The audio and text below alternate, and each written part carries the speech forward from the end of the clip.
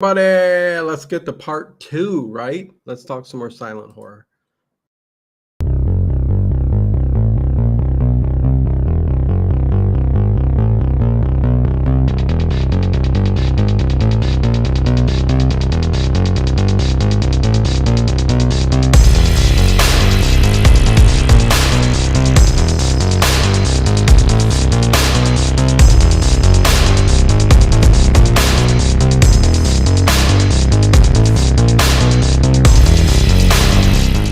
Is it just me? Or is it getting crazier out there? Hey, everybody, welcome to Late Late Horror Show. It's Dino. It's me again. Yes, you get to see this face again. Here we go. We're going to finish up talking about the silent horror films of the 20s. I think I got through half of them, so hopefully I can get through the other half. Hello, everybody. Hey, Connie Claire, Donovan Belair, Night Fright Talk Show, Harry Scott, Black Roses. What's going on? Good to see each and every one of you. But yeah, definitely going to get to the rest of these films, going through them and talking about them. Have some changes. Hey, Paul Ham, greetings to all. Greetings. Going to have some changes coming up. I'm working on some more paranormal guests for the show, for the channel. And some interesting guests. I'm kind of taking a different turn, so look for the Paranormal Into the Night stuff coming up very, very soon. It's not easy booking guests, but I got some interesting stuff down the line here. So anyways, Frank McLeod, what is going on? Good to see ya. Tonight, you guys, Inner Sanctum Mysteries, stream number 8 for you guys tonight. Fixed up the audio, sounds great. Hopefully you guys enjoy that. Some episodes I haven't played. So stream number 8. There's 7 before it. This will be the 8th one. So yeah, and check out everything that we've done in the past.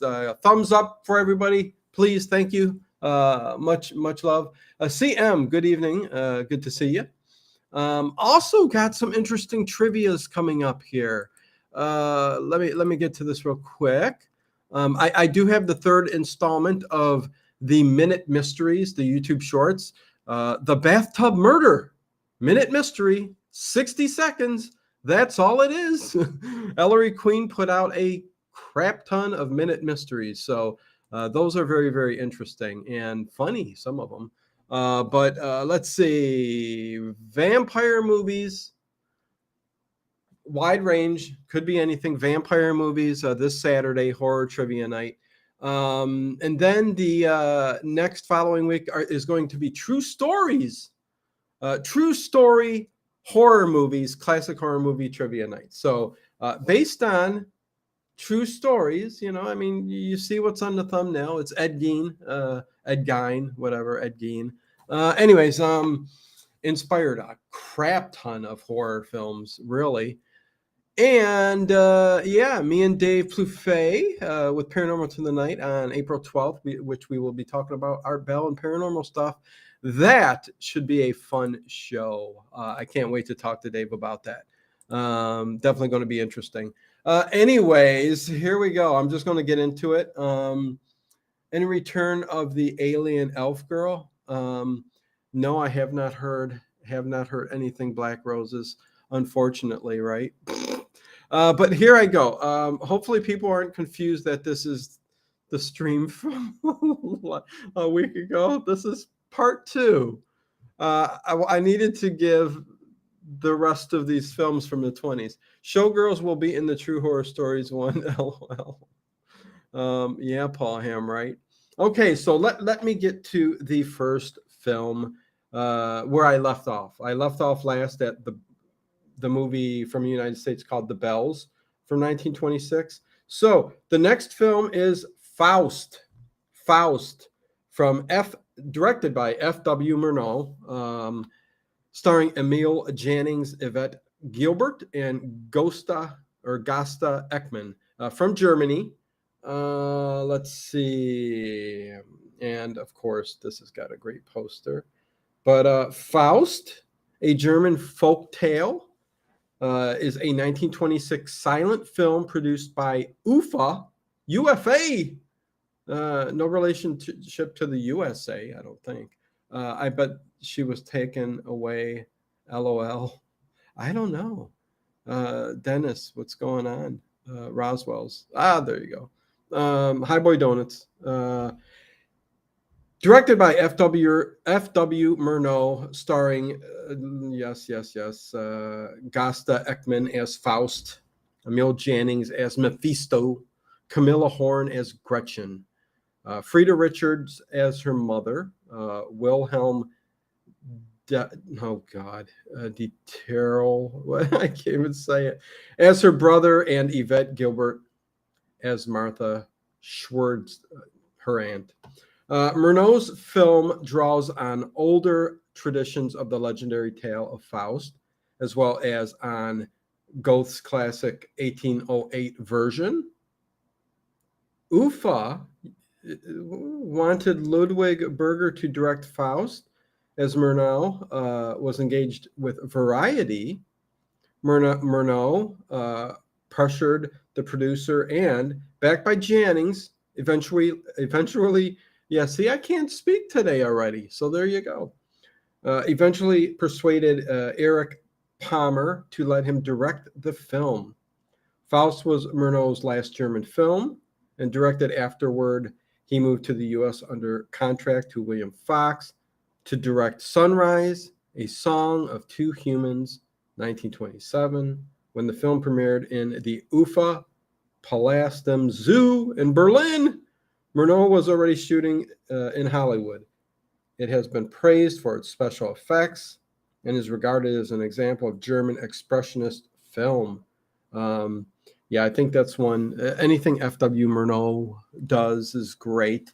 Hey, it's Dave Plouffe. What's going on? Happy National Caramel Day and Deep Dish Pizza Day.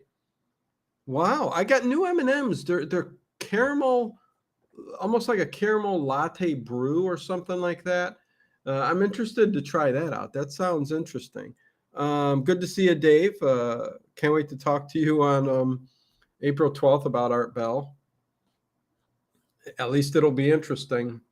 Anyways, the next film in the list is The Magician from the United States, directed by Rex Ingram, starring Alice Terry and Paul Wegener. Paul Wegener. There was a Paul Wegener on Carol Burnett's show, the tall, handsome guy who played the straight guy in Carol Burnett. Anyways, Poetic Justice. What is going on? Good to see you, Poetic Justice.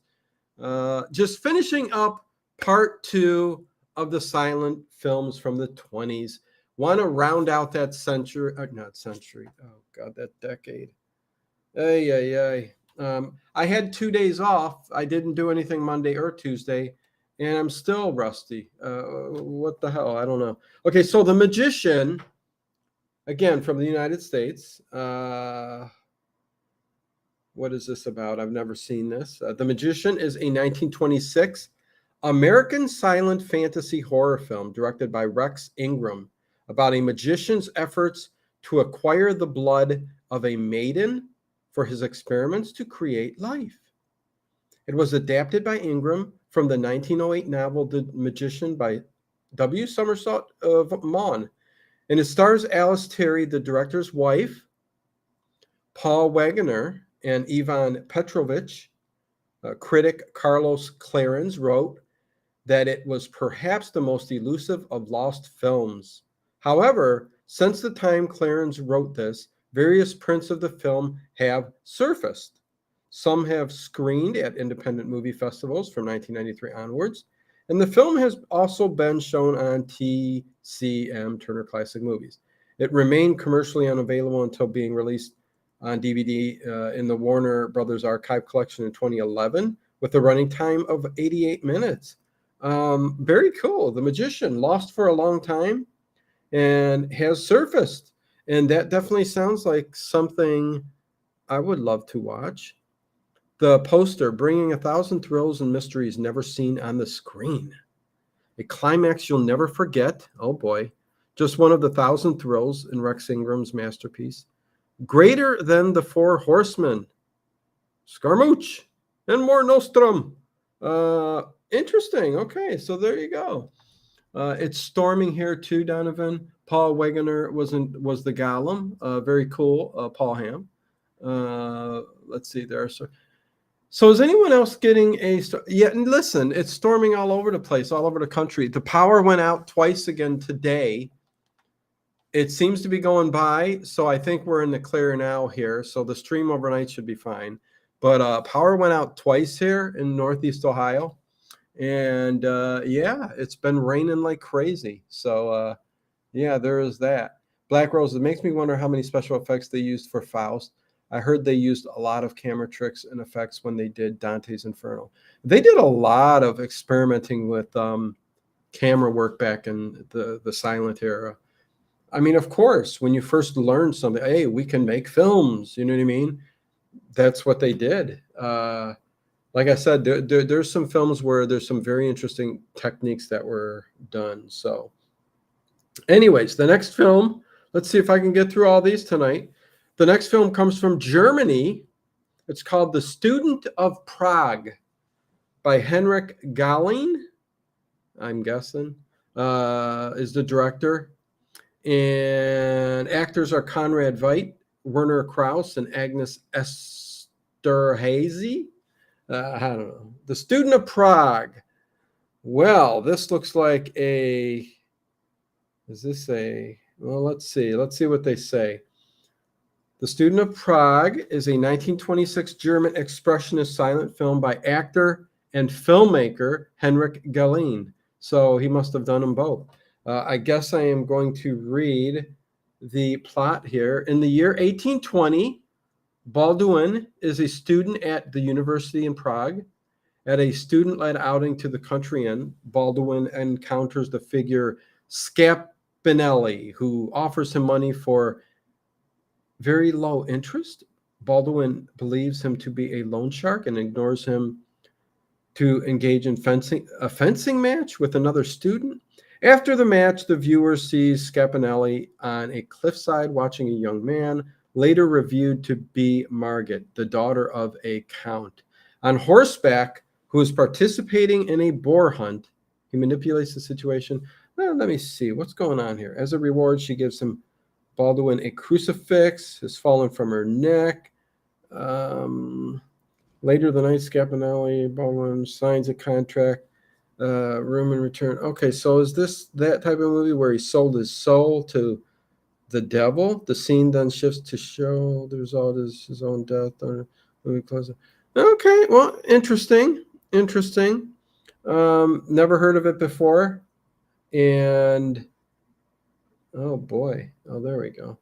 Never heard of that film before, that's for sure. Moving on to 1927. My ex's grandmother was in some silence and got to see, also with a young George Raft and a live piano player on the stage. It was a fun time. Oh, Dave, I would love to have been there, or at least travel back in time so that you can put yourself there and experience it. Donovan Belair, it was 73 for a while, but now it's 63 for me. Pretty much same here, Donovan Belair. Yep. Anyways, it's on TCM and video. Just ordered this online, Paul Ham. Very cool. Very, very cool. Okay. Next film, we're going into 1927. 1927. The Cat and the Canary. United States. Director Paul Lenny. Actors Laura LaPlante, Creighton Hale. Listen, if I butcher names, just go with it. But yeah, listen, this is an awesome film. What more can I say? The Cat and the Canary. Everybody, I think, pretty much knows the storyline. Is a 1927 American silent comedy horror film directed by the German expressionist filmmaker Paul Lenny, an adaptation of John Willard's 1922 black comedy play of the same name. The film stars Laura LaPlante as Annabelle West. Let's see. The plot revolves around the death of Cyrus West, who is Annabelle, Charlie, and Paul's uncle, and the reading of his will 20 years later. Annabelle inherits her uncle's fortune, But a lot of money involved, wills, people trying to kill for the money, next in line, that typical thing, of course, Ghost Breakers with Bob Hope, Paulette Goddard, also, well, no, not most notably in 1939. The play has been filmed 5 other times, most notably in 1939, starring Bob Hope and Paulette Goddard, who also did The Cat and the Canary. The Old Dark House genre was okay. There you go. Anyways, excellent film. And again, I love the poster. Very old school poster. The Cat and the Canary. Gotta love it. Let's see. The Gorilla. I'm going to talk about give me a Tardies. Doctor Who. Yes, The Cat and the Canary is the original Scooby-Doo plot. Right. Yes. Mr. Peabody's Wayback Machine. 13 people watching.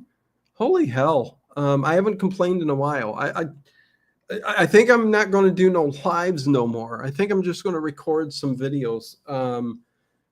There's no reason I should be at 13 viewers with over 100,000 subscribers. Evidently, I'm doing something wrong. This must be boring for a lot of people, I guess. So I'm not sure. I will finish this out tonight, but I think other than the special videos that I do, like with Dave Plouffe, some of the Paranormal into the Night, some of the interviews, these kind of streams, I think they're just boring for a lot of people. And I should have 100 people watching my videos, and I don't. And I just, I'm talking horror. I guess I need somebody else to join me. I prefer a time traveling toaster. It's small and compact. Yes. Dang, Dino. With me, it makes 17, Bubby. Listen, I love you guys. It's just, to be straight with you, it's like, it is shocking that I don't have more people visiting the lives. I do understand that. Again, I'm complaining. I know. I'm sorry. I do know that this is old time radio. This is what people come here for. But hell, for 7-8 years, I've been doing horror movie reviews and stuff like that. And I know these are kind of boring, and it's come to the point where I have to get out videos. Otherwise, I can't do this every day. So YouTube says you have to put out these kind of videos. So I have to do these, but it's come to a point to where, I'm putting out crap, I guess. These are boring. Not for everybody. Some people enjoy me talking like this casually about whatever I talk about, but I might just record them and make the lives special streams. Hey, Krista Keith, horror buff. Good to see you, Krista. Definitely good to see you. Tomo, I just got home from work, so I just joined in. There's nothing boring about 1920s to 1950s genre horror shows. They're absolutely a backbone of anything after. I agree. But why? I don't know why the videos just don't do well. I don't pull in. It could be a YouTube thing where it's pumping out old time radio, getting me out there and recommending all those videos. But when these videos come up that are totally different than the old time radio videos, it doesn't get shown. They're not in the search and all that. And that's what YouTube does. So I don't get as many live viewers. If I did all horror on the channel and took away the old time radio shows, then that's a whole different thing. And then they'd boost that up. But my channel is all about the old time radio. So it is what it is. Let's see. I know it's not on this list, but where's Metropolis?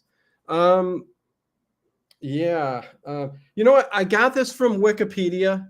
So the list that I got, listen, I'm just going, listen, there's more movies than this, of course, and Metropolis doesn't need to be talked about. It's one of the great, well, maybe it does, but you got to almost dedicate a full stream to Metropolis, right? Maybe we could live stream playing horror video games. Oh, no. First of all, I don't play video games, Dave. Don't play video games. And unless it's on a VR headset, but and I'm not going to stream horror videos. I'm actually watching a black and white 1964 Rare Hammer show called Nightmare and Anthology. Nice, Krista. Very cool. Listen, it's good to have you in the chat, and welcome to the channel. I don't know how long you've been watching the channel, but definitely good to have you here. Coffee and donuts. Hi, boy donuts. Yes, yes, yes. Let me continue on, and sorry about that little rant, but it just might be better for me to kind of figure things out a little bit more instead of just putting out me talking. I don't think everybody likes me talking. But anyways, here we go. The Gorilla from the United States, 1927, directed by Alfred Santel. The actors are Charlie Murray, Fred Kelsey, and Alice Day. The Gorilla, here we go, is an American 1927 silent mystery film directed by Alfred Santel, like I said, based on the play The Gorilla by Ralph Spence. If anything, you get information. So anyways, let's see. Hey, Blacker, thank God the last video game I played had an Atari stick. Krista, amen to that. AJ Starhiker, Metropolis has some horror elements, but I'm not sure I would consider it a horror movie.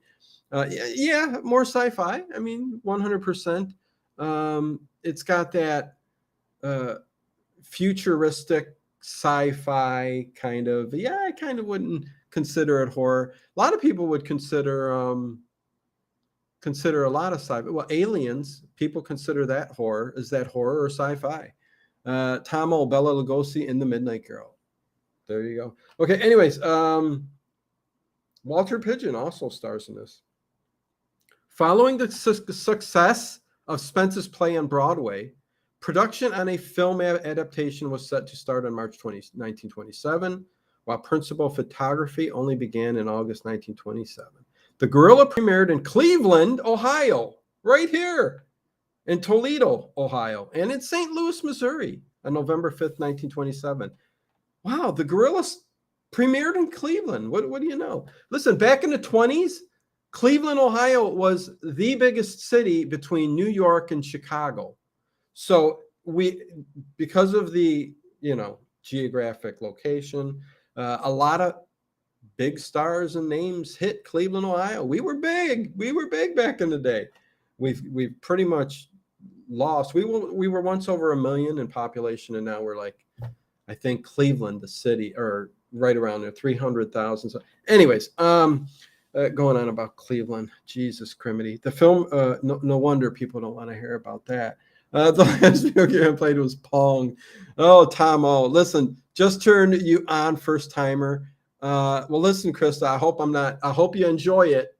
Hope you enjoy it. It's just me kind of casually talking about silent movies of the 20s, and I sometimes don't get the pronunciation right. I've got dyslexia, so words are mixed up sometimes. I can't read. So there's a lot of that go on here.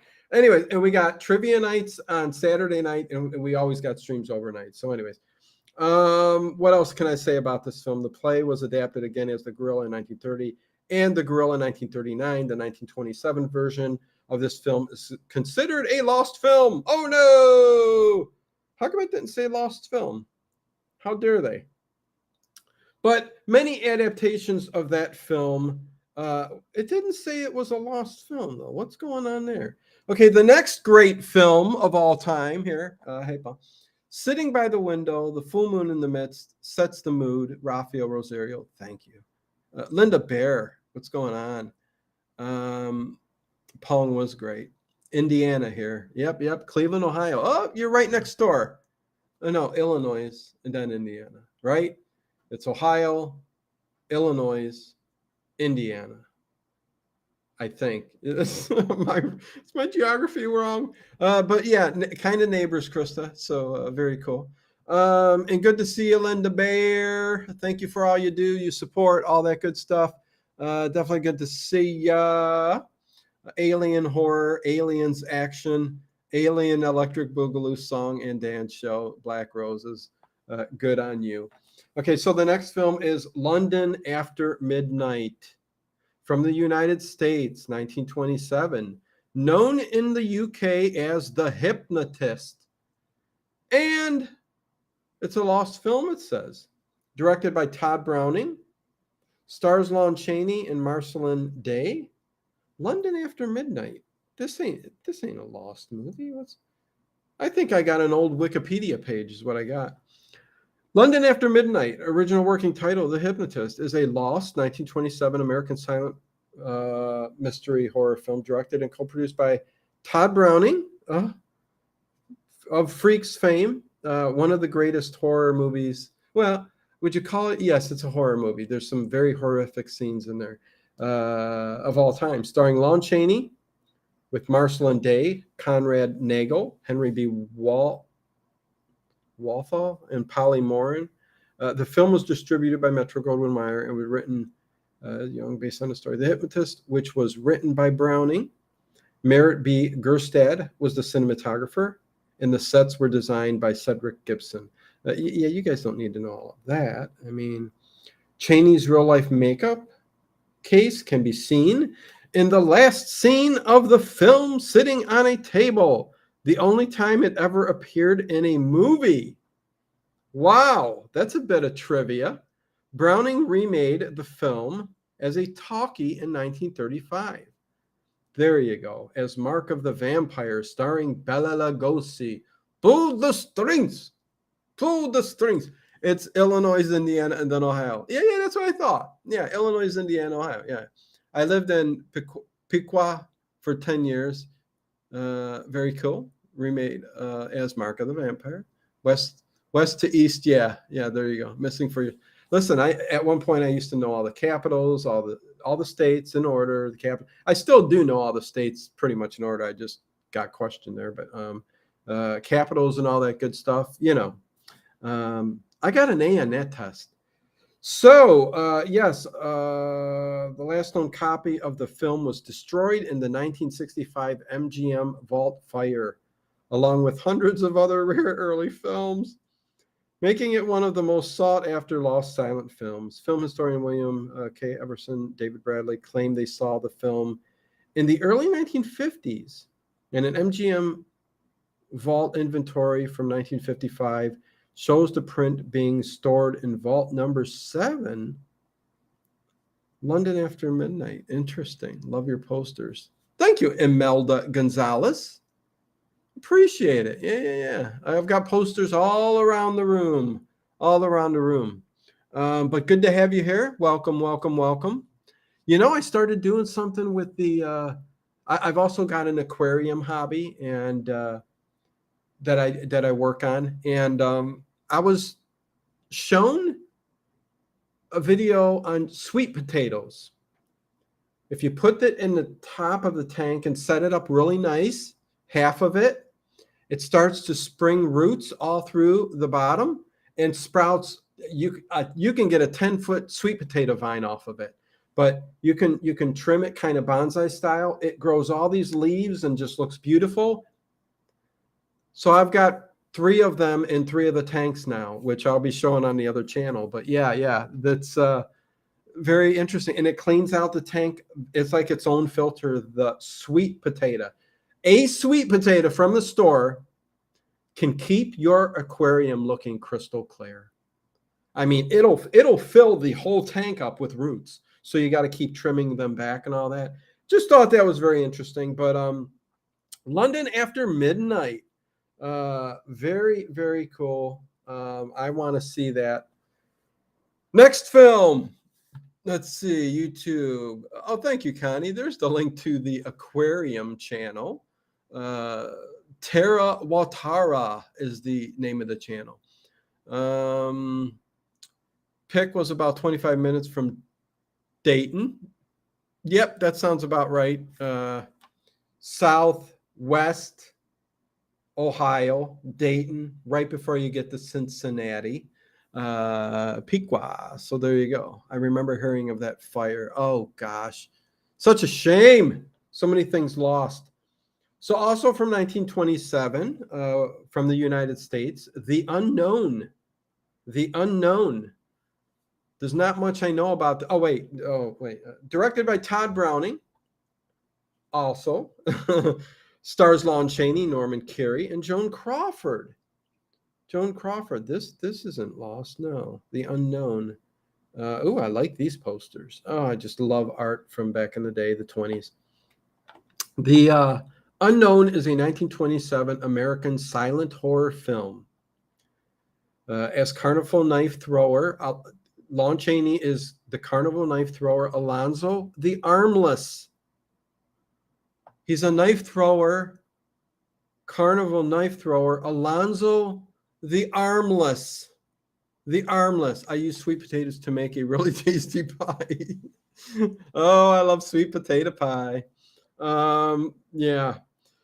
And Joan Crawford as his beloved carnival girl, Nanon, originally titled Alonzo the Armless.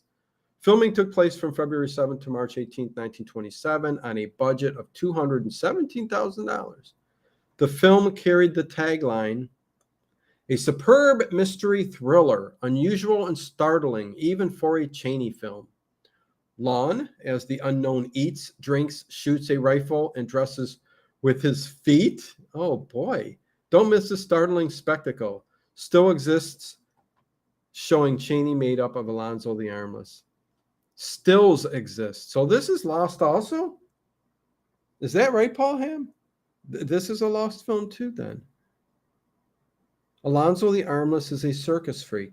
So Todd Browning was tinkering with that subject matter even before he did the Freaks. This involves Alonzo the Armless, Lon Chaney, who plays a circus freak, who uses his feet to toss knives. Very interesting, but seems to be lost, I guess, and that kind of sucks. I'm guessing from the Metro-Goldwyn-Mayer fire. Damn them. You need to back everything up is what you need to do. CM, I have The Unknown. Oh, so it's not lost. Thank you, Paul Ham. Not lost. It is not lost. Thank you. Yeah, I've got an old Wikipedia page. That's all I know. So you guys will tell me if it's lost or not. How about that? Because a lot of these I haven't seen. A lot of them I have seen, but a lot of them I haven't. Need to get them available on video. Okay, there you go. Well, these lists I'm keeping because I'm going to go through them and watch the ones I haven't seen before. Krista Keith, Nosferatu, one of the best. Freaks is an excellently disturbing movie. Yes, Tom O. The scene where the worm guy, the snake guy, whatever you want to call him, I forget the actor's name, is storming outside and raining, and he's under that, yeah. And he's crawling after. Oh, so freaky. Tubi pops up on the search of the unknown. Oh, Tubi might have it then. Good evening to all. Something Fautus. I think that's how you say it.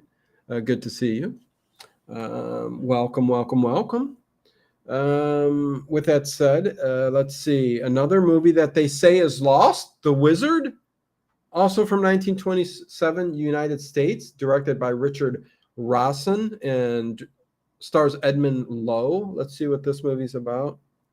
Is this truly lost? The Wizard from 1927. When was this edited? Does this say anything about when this page was updated? The Wizard is a 1927 American mystery film directed by Richard Rawson. The film is based on the 1911 story Balaou by Gaston Leroux.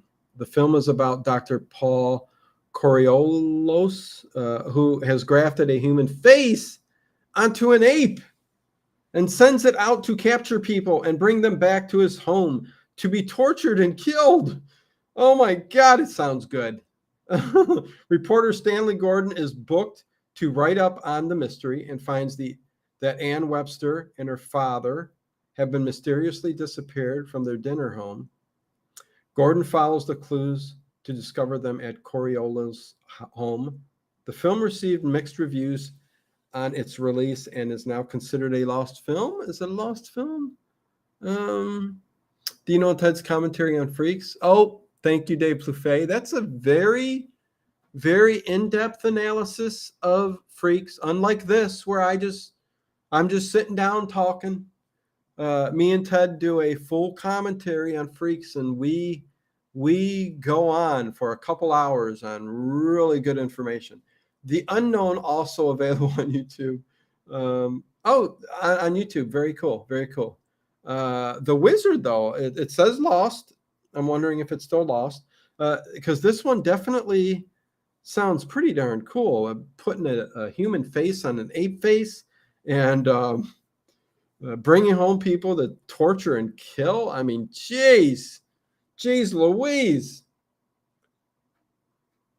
As this is a lost film, the plot is adapted from a summary from Harrison's reports. Okay, so yeah, maybe not, unless they did this wiki page and 50 years ago. I mean, I don't know. So 1928 we're going to. We're almost done. I guess I'll get this in today, huh? How about that? I'll get the rest of the 20s. Well, I mean, what I have on this list. The Wizard is still lost, sadly. Oh, boy. Yeah, that kind of stinks. So 1928, another German film, Alraune. Oh, God, I butchered that, I'm sure. Alraune, directed by Henrik Galeen, stars Bridget Helm and Paul Wegener. There you go. Oh, boy. Oh, look at that. Look at that poster. Oh, my. Do I show that? Look at that. What the? Ooh, hacha macha.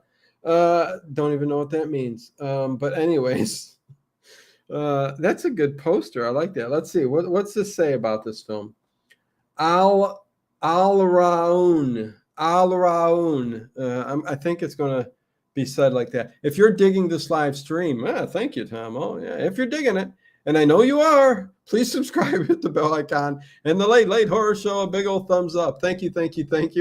Really appreciate it. But I think it's pronounced Alraune, 1928 film. I could be wrong.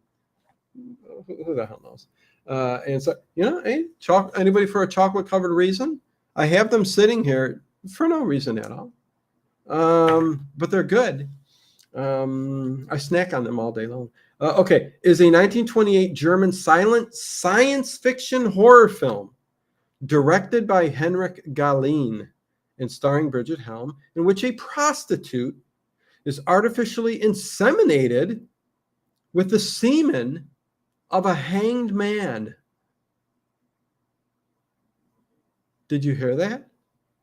The story is based upon the legend of Alraune. In this version, the blasphemous sexual union causes the progeny, a daughter, to grow to adulthood quickly, behave in a sexually promiscuous fashion, and cause the men who fall in love with her nothing but hardship, heartache, and financial ruin, if not death. Is this, okay, science fiction, is this somewhat based on cloning? Is that what they're trying to? It seems like that's what I'm getting out of that little subplot there. Because she grows to adulthood quickly. Sexual union blast. Okay, a wealthy professor specializes in genetics, is ambitious to conduct an experiment with a woman of low social status by impregnating her with a mandrake. The plant is believed by legend to sprout from the semen of hanged prisoners. He instructs his young nephew Franz to obtain a woman from the scum of society. Yes, no need to repeat it. Those are great, Dino. No need to repeat what? What's going on here? Yes, no need to repeat it. Are you talking to me, Dave? You being smart aleck? What's going on? This is Al Raun. Al Raun. Yeah, it seems to be like some genetic manipulation with artificial insemination that seems like it's some kind of weird clone. Maybe they started to tinker with cloning at this time, and thus this movie came to mind, right? Yeah. Anyways, that's very interesting. And evidently this ain't lost, so should be able to find this movie somewhere, I would guess. Al Raun. Is it anywhere? Let me look real quick. Let me see if it's on YouTube.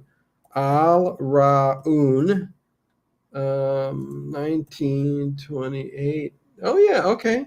So you can get the DVD and you can watch it with English subtitles on YouTube for free. So let me hit that real quick. And I am going to rewatch. I'm going to look at that later. That sounds very interesting, is what it does. Nice. Okay, so let me get back to here. Okay, so that's Al Raun. Al Raun. You had just mentioned about the artificial insemination and asked if you should read it again. Oh, okay, I got you, Dave.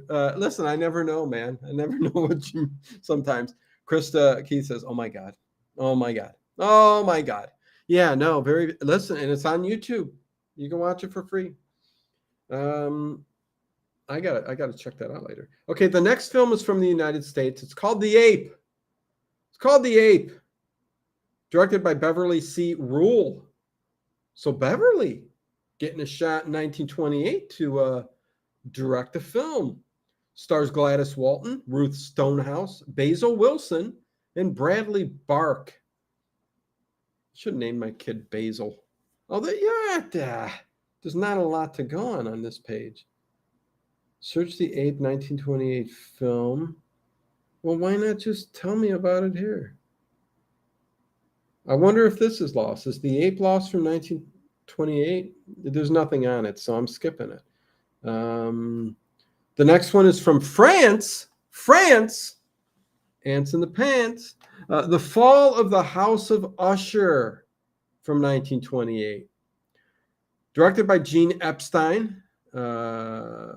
Stars Jean Deboucourt, Marguerite Gantz. The Fall of the House of Usher. Let's see what this one is. From France. La Chute de la Maison Usher is a 1928 French horror film directed by, okay, we got that. Based on the 1839 Gothic short story, The Fall of the House of Usher by Edgar Allan Poe. Plot, Roderick Usher summons his friends to his crime. Yeah, so we all know the storyline. And I'm wondering if this film isn't, it doesn't say anything about it being lost. So is that version of the Fall of the House of Usher out there? Hey, Travis DeLuca, what's going on? The Ape is lost? Damn it all to hell. Where the Coneheads are from. Definitely good to see everybody. I don't think the writer is just a freak with a fetish. I definitely wasn't going that way with it. It definitely sounds interesting with the replacing of the face of a. Anyways, next from the United States, The Fall of the House of Usher, directed by James Sibley Watson and Melville Weber. This one stars Herbert Stern and Hildegard Watson. Oh boy. Oh, there's a scene from the short film. Looks interesting.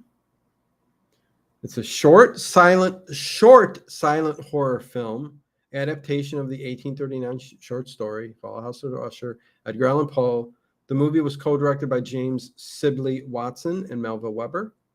Let's see. It tells the story of a brother and sister who live under a family curse. An avant-garde experimental film running only 13 minutes. The visual element predominates, including shots through prisms to create optical distortion. It's pretty much art then. There is no dialogue in the film, though one sequence features letters written in the air moving across the screen. A music score was written in 1959 for the film by the director's friend. And this was a version that was placed in the National Film Registry in 2000. Different scores, definitely. This version available to view on YouTube. A traveler arrives at the desolate Usher mansion to find that the sibling inhabitants, Roderick and Madeline Usher, are living under mysterious. So, I mean, it's kind of an art piece then, I would guess. Avant-garde art piece, 13 minutes long, The Fall of the House of Usher, 1928. Very, very cool. Very cool. IMDb, The Ape, 1928, 50 minutes horror mystery. A supposedly tame ape suddenly goes on a rampage in a small town based on a true story. Oh my gosh. Thanks for the rapid de-trolling, Connie. Oh, was there trolling? Was somebody trolling around? What's going on? Hey, Bubba. What's going on, Bubba? Thank you, Raphael Rosario. Hey, and there is Krista Keith. I didn't remember. Tonight we have Horror Stories All Night Long, Inner Sanctum Mysteries, stream number 8. All nice and polished up, best I could to sound good. And yeah, stream number 8. Hopefully you guys enjoy that. So there you go, Fall of the House of Usher. And the next one, 1928 from the United States, The Terror. The Terror. Oh, The Terror. Directed by Roy Del Ruth. Starring May McAvoy. Ooh, May McAvoy. Louise Fazenda. Edward Everett Horton. The Terror. Let's see. Let's get to this. Oh, I love lobby cards. Oh, this. Oh, a seance is taking place. I like it already. The Terror is a 1928 American pre-code horror film. Yes, we know that. Based on a 1927 play of the same name by Edgar Wallace. It was the second all-talking motion picture released by Warner Brothers. So this one was a talkie. Following Lights of New York. It was also the first all-talking horror film made using the Vitaphone sound-on-disc system. Very cool. The plot of The Terror. A killer whose identity is unknown occupies an English country house that has been converted into an inn. Guests, including the spiritualist Mrs. Elvery and Detective Ferdinand Fane, are frightened by strange noises and mysterious organ music. Connors and Marks, 2 men just released from jail, have sworn revenge upon the terror. Following a night of mayhem that includes murder, the identity of the terror is revealed. So very cool. And directed by Roy Del Ruth, who, let me see, does it list off his films? Yeah, his filmography is quite long. Let me see. I'm looking. Blonde Crazy, 1931. Oh my God, it goes on and on. The Maltese Falcon. There you go. Until he did Why Must I Die in 1960. He also did Alligator People in 1959 at the end of his career. He kind of, just did whatever he could. But during the 30s, he was pretty prolific with films like Beauty and the Boss, Lady Killer, The Little Giant. I do believe that's the Edward G. Robinson film.